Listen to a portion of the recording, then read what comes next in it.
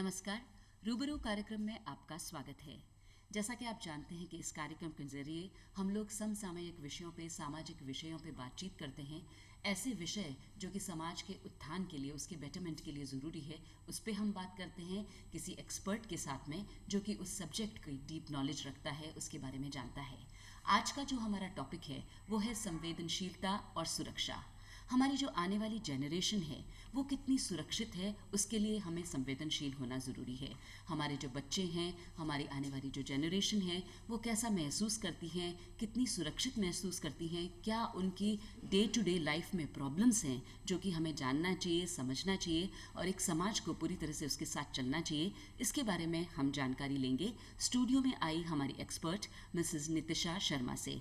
Nitisha Sharma ji founding member and secretary एक NGO की हैं, एक एकेडमिशियन हैं, मैनेजमेंट पर्सन हैं, लॉयर हैं और साथ ही साथ एक इस एनजीओ से जो जुड़ी हैं और बहुत सारा काम कर रही हैं।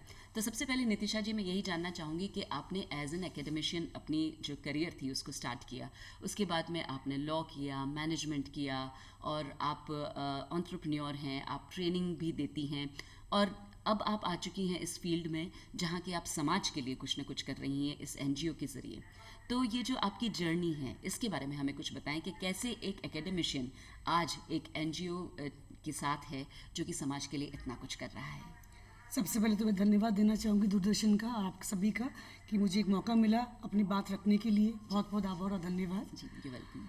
और मैं ये शुरुआत ही करना चाहूँगी। हाँ बिल्कुल, मैंने अपना जो करियर शुरुआत करा था एज ए जर्नलिस्ट करा था और फिर मैं बैंकर भी रही और धीरे धीरे फिर मैंने अपने आप को 15 साल मैंने as a faculty, as a professor मैंने कॉलेजेस में, एमबी कॉलेजेस में मैंने पढ़ाया है, राजस्थान के कॉलेजेस में।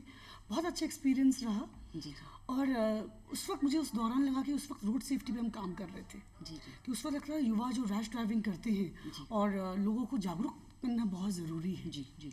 उसी दौरान हम लोग झालावाड़ में काम कर रहे थे, सड़क सुरक्षा जीवन रक्षा।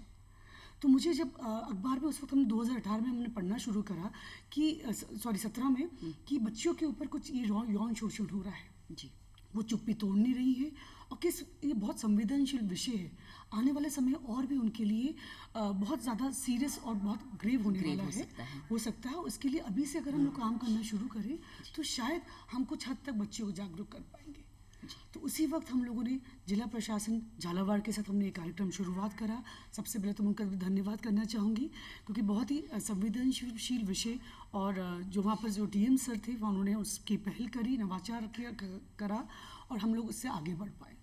अब तक 3.5 साल हो गए मैम इसको करते हुए हमें और हम लोग तकरीबन 10 जिले कर चुके हैं। ना केवल हम लोग राजस्थान तक सीमित है, हम लोग अहमदाबाद में भी, मथुरा, वृंदावन तक हम बच्चियों को पहुंचा पा रहे हैं ये चीज़ कि समझ स्पर्श की चुप्पी तोड़ो जो कार्यक्रम है उसके माध्यम से हम किस तरीके से बच्चों को बताते हैं कि संवेदनशील विषय है, सजग रहना बहुत ज़रूरी है, जागरूक रहना बहुत ज़रूरी है और आने वाला समय जो है, जो आपकी उम्मीदें और सपने हैं, उसके लिए आपको बहुत ज़्यादा अलर्ट रहना और किस तरीके से अपने आप को बचा के चल के और समाज में अपने आप को स्टैब्लिश करना है।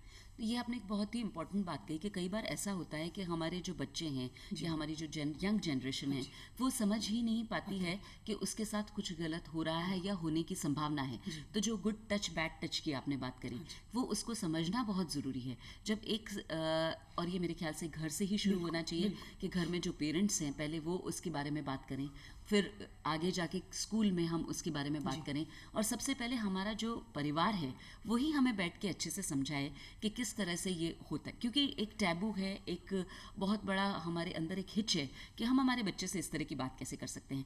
तो जब ऐसी कोई बात आपके सामने आती है, जब आपको लगता है कि जब आप इन बच्चियों से बात करते हैं या बच्चों से बात करते हैं, आपको लगता है कि उनके घर वालों से आप किस तरह से जुड़ते हैं, इसके बारे में हमें कुछ बताइए। हम लोग जो प्रेजेंटेशन देते हैं हम लोग सबसे पहले यही करते हैं कि खाली बच्चों के लिए नहीं, उसके अंदर हम लोग पेरेंट्स को बुलाते हैं, अभिभावक को, एएनएम्स, जीएनएम्स, स्कूल टीचर्स, प्रिंसिपल्स। हम लोग एक बहुत खुली चर्चा करते हैं, वो विचार जो करते हैं।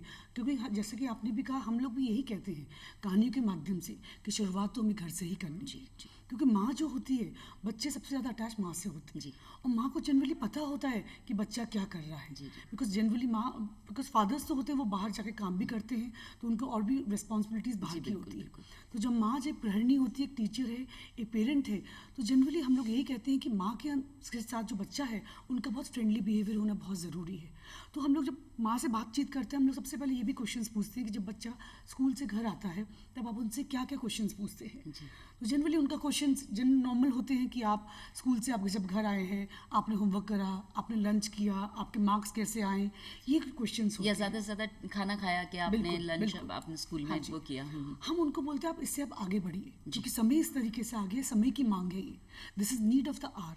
सो अब आपको इन नॉर्मल क्वेश्चन से आगे बढ़ना पड़ेगा। कभी किसी ने आपको परेशान तो नहीं करा, रास्ते में कोई आप आ रहे थे, आपको किसी ने किसी तरीके से कोई छेड़छाड़ तो नहीं करी, आपके ऊपर कोई टिप्पणी तो नहीं करी। जब बच्चे को लगा कि माँ इन सब विषयों पे खुल के बात कर रही है, तो वो ज़रूर बच्चा अपने आप ही खुल के एक दिन तो वो ज़रूर अपनी बात ज़रूर रखता है। करेगा। ये आपने बहुत अच्छी बात कही कि माँ से सबसे ज़्यादा बच्चा खुला हुआ होता है। कई बार ऐसा होता है कि एक खास सहेली होती है, वो एक खास व्यक्ति होता है जिससे वो अपनी सारी बात शेयर करते हैं, चाहे वो लड़की हो चाहे वो लड़का हो, गर्ल चाइल्ड और मेल चाइल्ड दोनों की मैं बात कर रही हूँ, क्योंकि आज की तारीख में ऐसा नहीं है कि केवल गर्ल चाइल्ड ही है जो अनसेफ है, मेल चाइल्ड भी कई बार अनसेफ ऐसी सिचुएशन में आ जाता है। तो कोई ना कोई ऐसा साथी होता है, चाहे पिता, चाहे माता, चाहे सहेली, चाहे कोई भी हो, जिससे वो खुलकर इसके बारे में बात करें। तो बहुत ज़रूरी है मेरे ख्याल से सबसे पहले कि अगर कुछ प्रॉब्लम है तो हम उसके बारे में बोलें, हम बात करें, हम शेयर करें। और उस व्यक्ति के साथ शेयर करने के बाद, जैसे कि हमने शेयर की कोई बात, हमें लगा कि अब इसके बारे में कोई एक्शन नहीं हो पा रहा है, कुछ नहीं, तो आगे जाके हम उसको और आगे बढ़ा सकते हैं। तो सबसे पहले मैं ये जानना चाहूँगी कि जैसा कि आपने कहा कि माँ जो है वो बहुत अच्छे से समझती है, या पेरेंट्स जो हैं वो काफ़ी, तो क्या ये नोटिस करना एक पेरेंट के लिए ज़रूरी नहीं है कि इसके बिहेवियर में किस तरह का चेंज है? जैसे आप कैसे जब जाते हैं और मिलते हैं तो आप शायद समझ जाते हैं कि शायद ये जो बच्चा है या बच्ची है ये कुछ अनकंफर्टेबल है, तो कैसे आप जान पाते हैं, कैसे आप समझ पाते हैं, ये आप बताएं ताकि परिवार में भी वो समझ आए और उससे वो जान पाएं कि शायद ये बच्चा अनकंफर्टेबल है। बिल्कुल। सबसे पहले तो शुरुआत हमें घर से, परिवार से होती है। माहौल जो हमारे घर का है वो बहुत ही हमें शांतिपूर्वक रखना पड़ेगा, क्योंकि बच्चा जो सीखता है, क्योंकि दिन रात अगर हमारे घर में ही कॉन्फ्लिक्ट्स है, परेशानियां हैं, लड़ाई झगड़े हैं, तो बच्चे को बाहर जाके वातावरण और वो सुकून की कोशिश करता है। मगर वो वापस जब आता है, और हमने कितने वीडियोस भी देखे हैं कि उसके अंदर हम देखते हैं जैसे जैसे बच्चा बड़ा होता है वो वैसे वैसे जो भी घर में उसने ऑब्जर्व करा है वही चीज़ आगे चल के वो भी सीखता है। जी जी। तो परिवार में ही सबसे पहले हमें इस तरीके का माहौल रखना पड़ेगा जहाँ पर एक दूसरे को पेरेंट्स भी इज्जत दे रहे हैं और बच्चों को भी वो इज्जत दे रहे हैं, क्योंकि वो इज्जत, रिस्पेक्ट जब हम करते हैं, आदान प्रदान होता है, और जो आपको शब्दों का जो प्रयोग है उसके ऊपर विशेष रूप से ध्यान देना बहुत ज़रूरी है।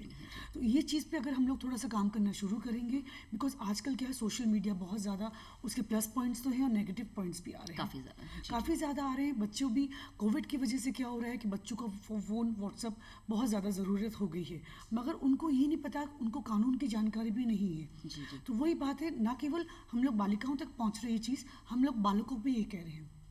हम लोग ये कोशिश हमेशा निरंतर यही कर रहे हैं कि लड़कों को भी हम लोग ये चीज़ सिखा रहे हैं कि इज्जत अपनी जैसे बहनों को देते हैं। जब आप बाहर जा रहे हैं, आप समाज में जा रहे हैं, एक समाज में आपको एक उदाहरण तय करना है।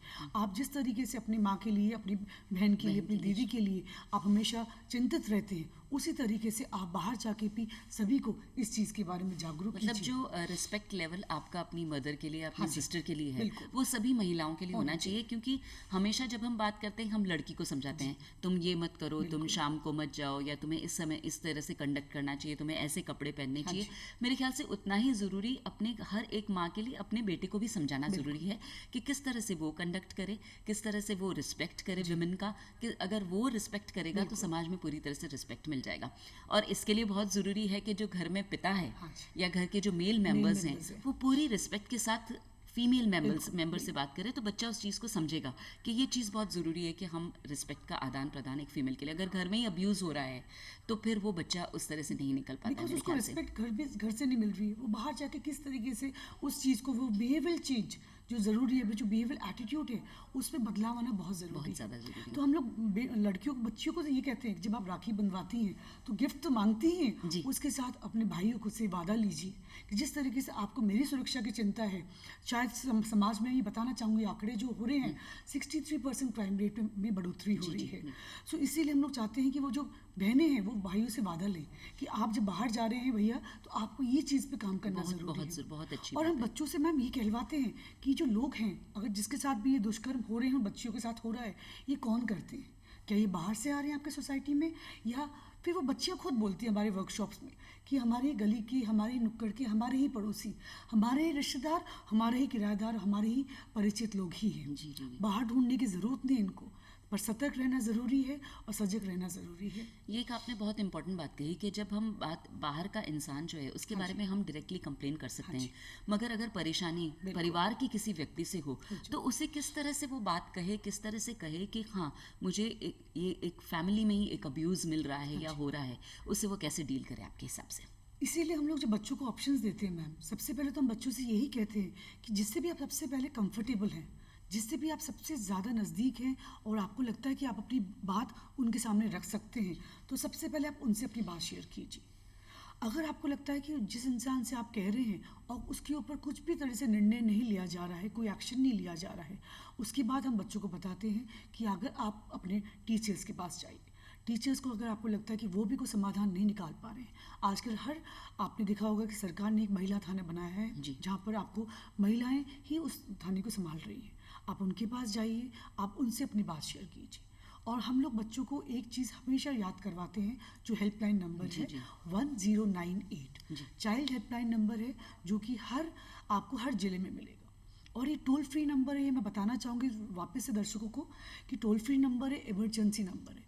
अगर आपके फ़ोन में रिचार्ज भी नहीं है तो भी आप 1098 साल के 365 दिन 24 घंटे 7 दिन आप कभी भी इस नंबर को आप डायल कर सकते हैं। तो ये बहुत ज़रूरी है कि 1098 जो ये हेल्पलाइन नंबर है इसका उपयोग हो। और इसमें सबसे ज़्यादा इम्पोर्टेंट मेरे ख्याल से ये है कि जो आपकी आइडेंटिटी होती है उसको बिल्कुल पब्लिक नहीं किया जाता है। तो कई बार हम जो घबराहट हमारी हो जाती है कि अगर मैं बात कहूँगी, अगर मैं थाने में जाऊँगी या मैं पुलिस या मैं इस नंबर पे कॉल करूँगी तो शायद पूरे समाज में ये बात फैल जाएगी, ऐसा नहीं है। बिल्कुल भी, यही बहुत सबसे अच्छी बात है। आपका जो परिचय है वो गुप्त रखा जाता है। आपका नाम, आपकी उम्र, आपकी जाति, आपका पता, आपसे कुछ भी नहीं पूछा जाता है। आप चाहकर, बहुत बार होती है हम किसी की मदद करना चाहते हैं मगर हम नहीं कर पाते हैं क्योंकि हम अपनी आइडेंटिटी नहीं बताना चाहते हैं। तो 1098 भी ऐसा नंबर है। और बहुत बार आपने अखबार में पढ़ा होगा कि उस छात्रा के साथ कुछ गलत हुआ है, मगर उसमें उसके ना तो गांव का नाम और ना ही उस बच्ची का नाम रिवील नहीं किया जाता ताकि उसके समाज में जो एक उसको चिंता है वो उसका वो निवारण हो सके। बहुत ज़्यादा ध्यान रखना इस चीज़ का ज़रूरी है। क्या ऐसे कानून व्यवस्था है अपनी, जैसा कि आपने कहा कि पुलिस थाना है, महिला पुलिस थाना भी है और भी जगह हैं, कई बच्चों को या कई बड़ों को भी अपने अधिकारों के बारे में, अपनी प्रॉब्लम्स के सल्यूशन की जो एक जगह है जहाँ पे उनको अपना सल्यूशन मिल जाता है, उसके बारे में उनको नहीं पता है। तो उन अधिकारों के बारे में आप किस प्रकार जानकारी देते हैं? क्या क्या अधिकार उनके पास हैं जिनका वो यूज़ कर सकते हैं, जिसकी वजह से उनको उनका वो हक मिले? सबसे पहले तो आजकल कानून बहुत सक्रिय हो गया है और जानकारी के अभाव में बहुत बार हम देख रहे हैं कि लोग कानून तोड़ रहे हैं। जो पॉक्सो एक्ट जो है 2012 में बनाया गया है, वो बहुत ज़्यादा इस चीज़ के ऊपर काम कर रहे हैं बच्चियों के लिए, जो 18 साल से कम के बच्चे हैं। जो नाबालिग बच्चे हैं, चाहे वो बालक है बालिका हैं, उनके लिए पॉक्सो एक्ट 2012 का कानून बनाया गया है। और इसमें यही है, किसी भी तरीके से अश्लील वीडियो, चाहे वो मोबाइल के ज़रिए, चाहे वो मैगजीन के ज़रिए, चाहे वो डिजिटल के ज़रिए अगर बच्चों को दिखाया जाता है, उसके ऊपर आपको कानूनन सज़ा मिलती है और फाइन भी दिया जाता है। मगर बहुत बार क्या होता है कि हम अनजान में होके, मतलब बहुत बार होता है कि खुशी या फिर हम अज्ञानी होते हैं और हम इस चीज़ को नहीं जानते हुए भी कर देते हैं। हाल ही में एक बहुत ही रेप्यूटेड स्कूल में केस हुआ मैम। पेरेंट्स जब आपका चल रहा था ऑनलाइन क्लासेस, वहाँ पर आपने अखबार में पढ़ा होगा, वहाँ पर पेरेंट ने किसी भी कारण से वो ऑनलाइन उन्होंने वीडियो उस पर शेयर कर दिया था, प्रोन वीडियोस। ओके। और वो पहले तो उन्होंने ये कहा कि मैंने गलती से कर दिया, और फिर ultimately he came to realized and he actually उन्होंने कन्फाइड करा कि मुझे इसके बारे में जानकारी नहीं थी कि ये कानूनन अपराध है। इस तरह के शेयर करना तो जब हम एडल्ट्स में भी कई जगह इस चीज़ को जानने की हम नहीं जानते हैं, हमारे अधिकारों और हमारे ड्यूटीज़, राइट्स के साथ साथ ड्यूटीज़ जो है उसको भी जानना काफ़ी ज़रूरी है। तो तब तक बच्चों तक वो कैसे पहुँचना है, तो बहुत ज़रूरी मेरे ख्याल से कि जो हमारे घर के बड़े हैं वो पहले उस चीज़ को समझें, उसको जानें और उसे एक बहुत ही तरीके से, बहुत ही संवेदनशील तरीके से अपने बच्चे को बताएं, बहुत ही समझ से उस बच्चे को बताएं जिससे वो घबराए भी ना और साथ में वो समझ भी जाए कि हाँ, इस प्रकार से मेरी सुरक्षा हो सकती है, इस प्रकार से मैं सेफ रह सकता हूँ या रह सकती हूँ। तो ये मेरे ख्याल से बहुत ज़्यादा आजकल के बच्चे वैसे बहुत ज़्यादा समझदार हैं और उनको अगर हम लोग हिम्मत देते हैं, उम्मीद देते हैं, तो वो चुप्पी ज़रूर तोड़ते हैं। मैं जब पंचायत में जाती हूँ, हाल ही में 11 पंचायत करके आई अभी कोटा बूंदी के, और हम लोगों ने बच्चों से पूछा कि सबसे पहले हम पूछते हैं कि आप क्यों नहीं पेरेंट्स से बताते हैं। तो उन्हीं का सबसे पहले यही बात होती है कि मैम अगर हम बताते हैं ना तो हमारी पढ़ाई रोक दी जाएगी। और उस डर से वो नहीं बताते। तो मैं कहती, हम उनसे फिर हम बहुत खुल के बात करते हैं, और वो यही कहते हैं कि मैं हमसे ही पूछते कि अगर आपकी पढ़ाई रोक दी जाएगी तो उसके बाद क्या होगा। तो क्या जो इंसान आपको परेशान कर रहा है वो परेशान करना रोक देगा? जी जी जी। फिर वो बोलते नहीं मैम नहीं रुकेगा। मैंने वो नहीं रुकेगा, वो आप चुप्पी तोड़ेंगी नहीं तो और कितनी बच्चियों की वो जिंदगी बर्बाद कर देगी। जी जी, बहुत जरूरी। तो इसीलिए चुप्पी तोड़ना ज़रूरी है।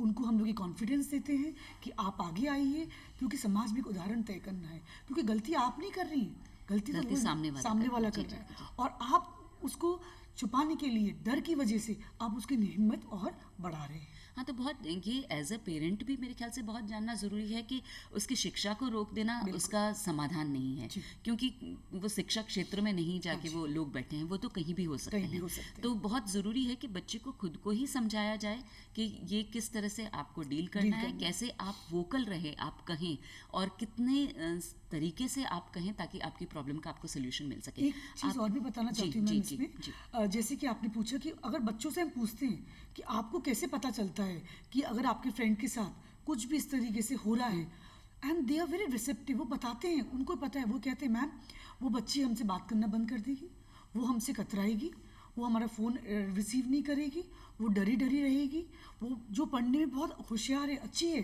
अचानक से मार्क्स कम होने लग जाएंगे, उसकी बॉडी लैंग्वेज में बदलाव आएगा।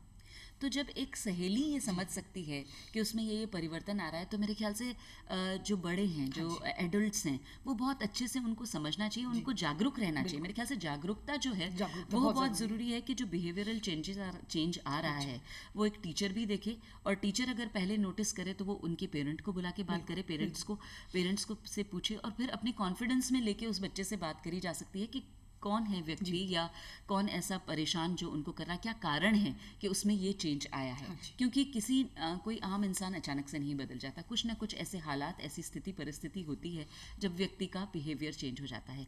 आपकी ये जो एनजीओ है जो काम कर रही है, हम अभी बात कर रहे थे कि गुड टच और बैड टच पे आप काम कर रहे हैं, रोड सेफ्टी पे कर रहे हैं, मिल्क बैंक पे भी आपका काम है, तो अपने इस एनजीओ के बारे में हमें तफसील से बताएं। जी, हमें पूरे 11 साल हो जाएंगे अभी 21 दिसंबर को। 2011 में शुरुआत करी थी, तब मैं कॉलेज में पढ़ा रही थी, तो हम थोड़ा थोड़ा काम सीखने की प्रयास कर रहे थे।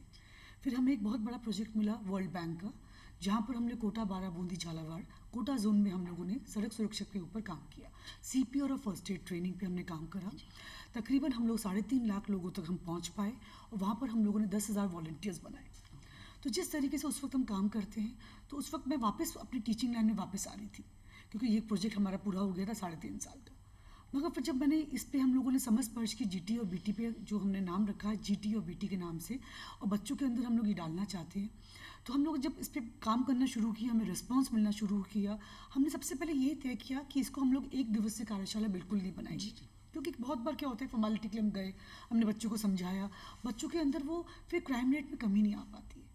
एटलीस्ट हमें ये सुकून ज़रूर है, अगर मैंने अपने प्रोफेशन को, teaching profession which is again a very noble profession, उसको मैंने थोड़ा सा अपने आप को साइडलाइन करा, अपने पैशन को जो मैंने आगे बढ़ाने की कोशिश करी, और मुझे फैमिली बहुत सपोर्ट मिला इस चीज़ के लिए। बहुत अधिकारी जो हमारे IAS अधिकारी हैं, ये लोग बहुत आगे आए, बहुत संवेदनशील विषय है, उनको भी लगा कि इसके ऊपर काफ़ी काम किया जा सकता है, क्योंकि ये कितना सिर्फ एक अगर हम टच ही समझ पाएँ, GT BT जो आपने कहा, good touch and bad touch, अगर यही बहुत अच्छे से हमें समझ में आ जाए कि ये सही टच हुआ है या नहीं हुआ है, घर में, परिवार में, बाहर, स्कूल में जाते हुए, बस में बैठते हुए, या आपका जो भी आपके साथ काम कर रहे हैं उनके, मैं ये उन लोगों के लिए भी बात कर रही हूँ जो जॉब करते हैं, काम करते हैं, उनको भी ये चीज़ समझ में आती है, या जहाँ काम कर रहे हैं, तो ये यहाँ पे बहुत बड़ा जो एक क्राइम है वो रुक सकता है। हम लोग बच्चों को यही बोलते हैं, नो मीन्स नो। तो अगर बहुत आसान है नो बोलना, मगर हम लोग शायद सालों लगा देते हैं। जी। हम लोग कहानी के जरिए बताते हैं मैम, हम लोग इसको इंसिडेंट्स के जरिए बताते हैं कि किस तरीके से आपको इसके, बिकॉज वो 3-4 इंसिडेंट्स ही होते हैं जिसके अंदर आपको कोई भी गलत फ़ायदा आपका उठा लेता है।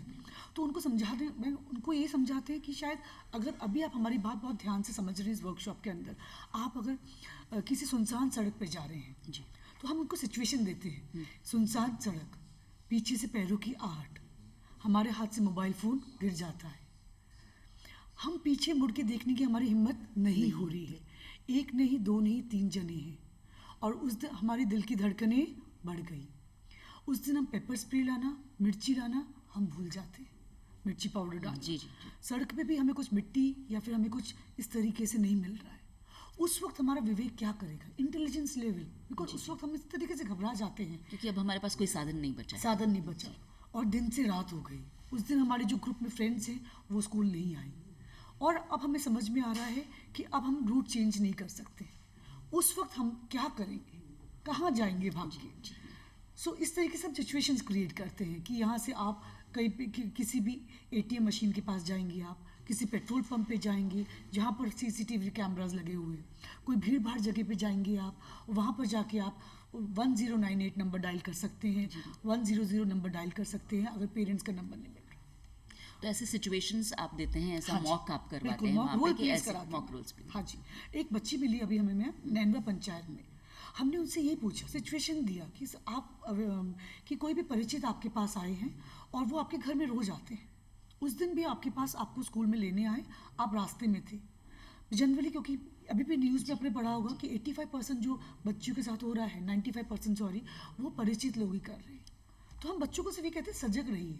तो हमको एक इंसिडेंट देते हैं कि अगर आपको परिचित आपके पास आ रहे हैं और उन्होंने आपसे पूछा कि बेटा जल्दी से घर चलिए, और उस वक्त आप घर जा रहे हैं उनके साथ, बिकॉज वो रोज चाय नाश्ता सब ले रहे हैं आपके साथ, तो आप क्यों नहीं जाएंगे उनके साथ। कुछ बच्चियाँ कहती हाँ चले जाएंगे, और कुछ कहती नहीं जाएंगे, मगर उनके पास जवाब नहीं होता। मैं उनको कहती हूँ किस तरीके से वो विश्वास क्रिएट करेंगे कि अगर वो सही हैं और सही मायने में आपको घर लेके जाना चाहते हैं, अगर आपके घर में कोई इमरजेंसी हुआ है, क्राइसिस हुआ है, फिर हम उनको बोलते हैं रोल प्ले के जरिए कि एक पासवर्ड, एक कोड वर्ड बनाइए अपने पेरेंट्स और अपने बीच में। बहुत इंपॉर्टेंट, बहुत अच्छा है। और उन बच्चों ने कहा मैम हमारी माँ जो माता हैं वो पढ़ी लिखी नहीं है, हमें बहुत दिक्कत आएगी अपनी माँ को ये बात समझाने में, क्योंकि माँ को लगता है दुनिया में, समाज में सभी लोग अच्छे हैं, सब विश्वास के पात्र हैं। पिता भी पहले कहते हैं कि नहीं, ज़रूरत नहीं है। तो हम उस बच्ची को सबसे पहले लाते हैं, उसको हम हाड़ोती उसी भाषा में हम कहते हैं अब हम माँ बाप बनते हैं, अब आप अपनी बात अपने सामने रखिए। तो उसकी जो एप्रीहेंशंस है, उसकी जो हिचक है, हम वहीं पर तोड़ने की कोशिश करते हैं। जी। तो ये तो एक बहुत ही आपने एक इनोवेटिव एक तरीका बताया कि अगर ऐसी कभी स्थिति आती है कि आपको कोई और लेने आ रहा है, तो पेरेंट और बच्चे के बीच ऑलरेडी एक तरह का कोड वर्ड है कि आप ये बोल के भेजेंगे तो ही हम आएंगे। कोई बहुत बड़ी रॉकेट साइंस इसमें नहीं, ऐसा बिल्कुल किया जा सकता है, और ऐसा कहीं भी गाँव में, शहर में, कहीं भी ये किया जाना चाहिए। तो this is something very innovative, I must say, कि ऐसा करने से उनको बहुत ज़्यादा सुरक्षित वो महसूस कर सकते हैं। ऐसी सिचुएशन अभी जैसे अब सिचुएशंस ये जो सारी आ रही हैं, ये अराइज ही ना हो, उसमें ये एक जरिया हो सकता है जो आपने बताया। और ऐसी क्या चीज़ें अंत में आप बताना चाहेंगे जो बहुत इंपॉर्टेंट है एज अ मैसेज के करी जानी चाहिए, जिससे कि और सुरक्षित महसूस कर सकें? जैसे कि आपने कहा कि अराइज ही नहीं हो, बट आजकल सोशल मीडिया पे हमने पढ़ते हैं बहुत लोग फ्रेंडली हो जाते हैं, तो हम उनको रियल लाइफ इंसिडेंट्स ही बताते हैं बच्चों को, क्योंकि उनको उससे विश्वास, वो कनेक्ट हो पाते हैं। 12 साल की बच्ची, उसने फेसबुक पे फ्रेंडशिप कर ली, 3-4 महीने से उस फेसबुक पे आप उस बच्चे से बात कर रहे हैं, उस फ्रेंड से बाहर जाके आप मिलते हैं उससे, पेरेंट्स को बताते नहीं हैं। अगर आप उसी वक्त समझ जाएं ये चीज़ें कि आपके लिए ये अनुकूल नहीं है, ठीक नहीं है, तो शायद ये अराइज ही नहीं हो।